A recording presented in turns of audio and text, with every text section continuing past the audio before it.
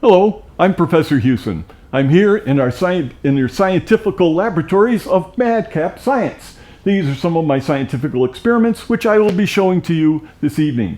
We are here making a short video. Short video? Ha! I love science. A short video of my scientific explorations. But the first thing is, have you ever wondered why a balloon pops? Well, me too. It pops because it gets scared. You ever have a balloon pop and it scares you? They get scared too. Yeah. Like this little nail here on this board. You wouldn't stick your hand down on top of that nail, would you? No. And if someone grabbed your hand and tried to force it to go down on that nail, you'd run away, wouldn't you? Yeah, of course you would. Well, that's what balloons do. They run away because they're so light and airy. They run away so fast, you can't even see them go. Watch. Look at that. Ran right out of its skin. And when there's even more nails, lots of them, almost 150 nails here, it gets more scared and runs away even faster. Watch.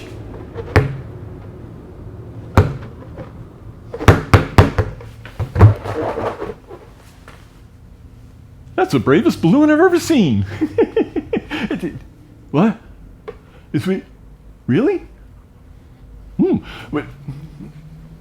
Tell them? All right. It seems I have to explain to you that the reason the balloon popped on only one nail is because all the force is concentrated on that one little spot right there at the tippy tip of the nail. And all that force in one spot like that punctures the skin of the balloon. Punctures its skin. Huh? Oh, it's not skin, it's latex rubber, yeah. Well, let's see if it punctures. It goes, whoop. It does, by God, look at that. It's amazing what you can learn. Well, what happened when it had all the other ones? When there's almost 150 nails here? How did it, it's what? Oh. So what happens with the lots of nails is this one is concentrated in one spot. The forces are spread out over many little nails. So when you push it, no one nail has all the force. It's helping everybody so they can not puncture the balloon. So, amazing what you can learn from science, isn't it? And now, I would like to show you the amazing dancing CD. It's not a CD of dance music. The CD itself will dance around on this tray right here. The way that happens is, I've taken this balloon and I put it over top of this tube so that I can inflate the balloon, and I've glued a bottle top to this CD. When I inflate the balloon, I'll stick it on top of into the bottle top, and the light and lovely and free and fun little balloon that's so light and with the air from it will pass down through the CD and make it feel light and airy, and it will actually do a little dance, a little waltz across the tray. Watch.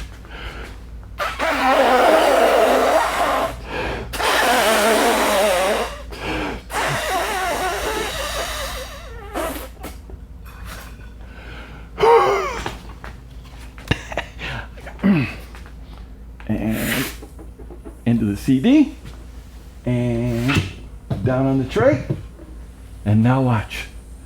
La da da da da, la da da da da da da da, la da da da da, la da da da da da da da da. Well, it lasts until the air, as long as the air lasts anyway. So that's it. What? Really? Oh, come on! I was just. Okay, explain.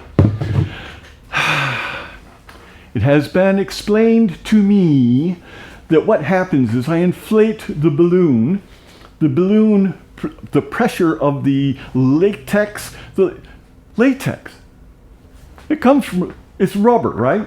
It's the sap of a rubber tree. Well, what? So it makes rubber syrup. You don't put that on your pancakes, but it makes nice balloons. Now, here, I inflate the balloon.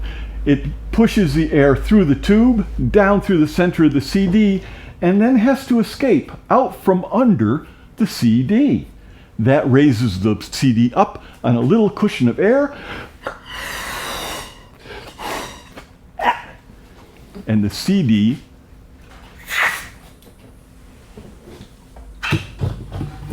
then floats on that cushion of air until the air runs out. Pretty cool, huh? Did I get that one right? Yes! Score one for Professor Hughson.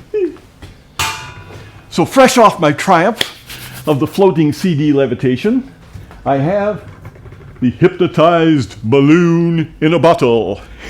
First we have to hypnotize the balloon.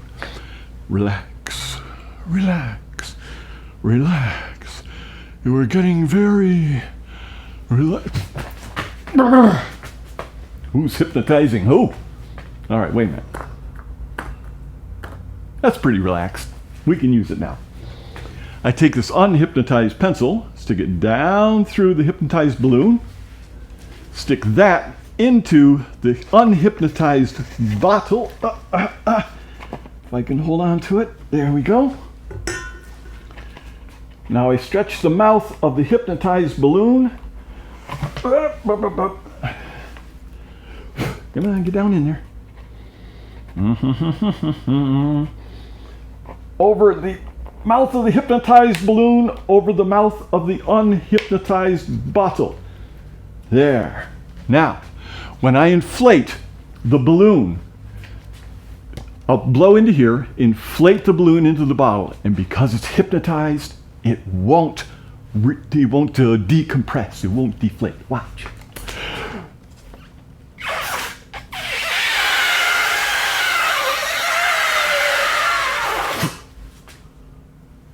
How about that?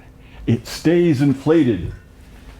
I can even pass a pencil into and out of the balloon because there's no knot in the balloon.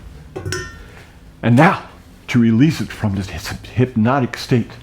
1, 2, 3. Just like that. Isn't that pretty good? What? Oh, come on! This was a good... all right. They tell me I have to tell you that, well, there's a trick to it. There's a trick. It's, I have this little hole. I don't know if you can see that or not, but I got this little hole in the bottle. And what happens is, when I blow into the balloon, the air inside the bottle escapes out through that little hole.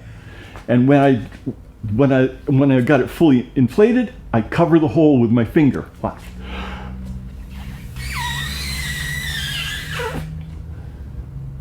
I covered the hole with my finger. Air can't get back inside, so the balloon cannot deflate. The air down here is under a little bit of a vacuum, and the air in the balloon is just normal air. When I remove my finger, watch. The balloon deflates. Pretty cool, huh? And now, for my last, but still final scientific demonstration, I'll talk to you about friction. You know how when you put your hands together and you slide a little bit like this, you can feel a little bit of friction there. They slide pretty easy, right? But if you push hard, it's really hard to make them slide. The friction gets harder as friction gets tighter as you push harder with your hands. Keep that in mind when I talk about inertia. You take something heavy like this, which weighs about 3 pounds, and it wants to stay where it is. Other than gravity pulling it to the ground, if it wanted to move sideways, I have to push it, and then it's hard to make it stop. And I'm coming back and push, and it's hard to make it stop. That's inertia. It wants to stay still, or if it's moving, it wants to stay moving. Now, each of my scientifical platters has a little bit of different weight on them. These two are about the same, pretty light. This one has about 3 pounds on it. This one has less. There's friction between the scientifical platter and the tablecloth. If I act upon the platters by pulling on the tablecloth, they come with it. But if I can overcome the friction by pulling fast enough, the inertia of each one of these, no matter what they weigh, will keep them sitting in the same place. You ready? Count of 3. 1, 2, 3. I'm Professor Hughson of Madcap Science. These are a few of my scientifical explanations. Thank you.